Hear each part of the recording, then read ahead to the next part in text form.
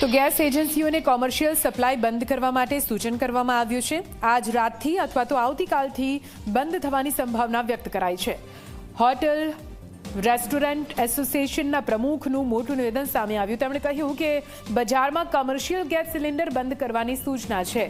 નાના રેસ્ટોરન્ટ અને છૂટકમાં સિલિન્ડર વાપરે છે। રાજ્ય સરકારને રજૂઆત કરીશું કે હોટેલ માટે પુરવઠો ચાલુ રાખે। કોમર્શિયલ ગેસ સિલિન્ડર બંધ થશે તો મોટી અસર થશે। કેટરિંગના વ્યવસાયને સૌથી મોટી અસર થવા જઈ રહી છે, એટલે બધું એટલું જ ચાલશે। બજાર જેટલો સ્ટોક હશે। ગુજરાતમાં 50,000 જેટલા એકમો છે જેને અસર પહોંચી શકે છે।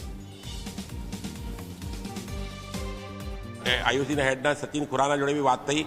એમણે બી એ જ કીધું કે ઉપરથી અત્યારે કોમર્શિયલ બાટલા બજારમાં આવવાની ના પાડી છે, પણ આજે એમણે એક કમિટી બનાવી છે અને આજે કમિટી આજે એ નિર્ણય લેશે કે કઈ કઈ ઇન્ડસ્ટ્રીને પહેલાં પ્રાયોરિટી આપવાની છે, એટલે એ હજુ આજે નક્કી થશે। અમદાવાદ અને ગુજરાતમાં અત્યારે અદાણી ગેસ લાઇન હોવાથી એટલો હજુ અસર થયો નથી, પણ નાના નાના જે માણેક ચોક છે, લો ગાર્ડન છે, એવી જે નાના સિંગલ ઇન્ડિવિજ્યુઅલ રેસ્ટોરન્ટો છે કે જે ગેસ લાઇન પર ચાલે છે, એ આ શાંતિ અને કાલથી બંધ થવાના શરૂ થશે।